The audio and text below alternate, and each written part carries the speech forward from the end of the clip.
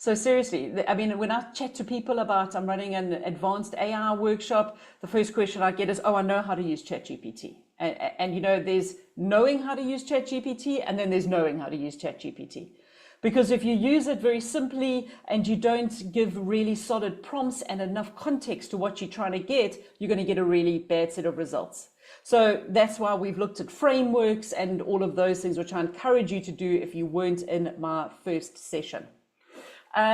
Next one is AI for talent sourcing, looking beyond LinkedIn, how we can use certain tools for this. A big part of today's first session is what we're going to do is we're going to look at building your own GPTs. So that in that way, we're going to look at building your own assistants, okay, that you can have sitting with you, especially for those people like myself who are solopreneur. It is a game changer.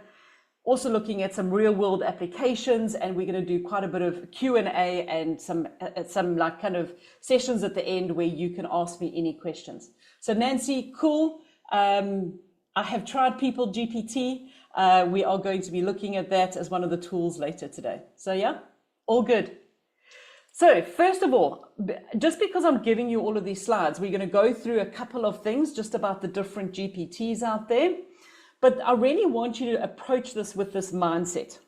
So think about the next 2 hours. All of us together are going to solve a sourcing problem of sorts.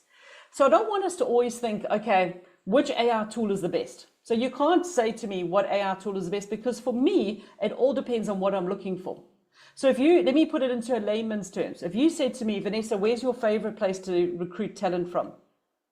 I couldn't answer that, because it really depends what type of talent am I looking for.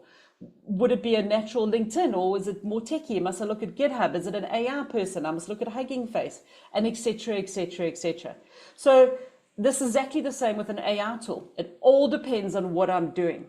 So we need to get used to thinking in our heads, what is the problem statement? What are we trying to solve?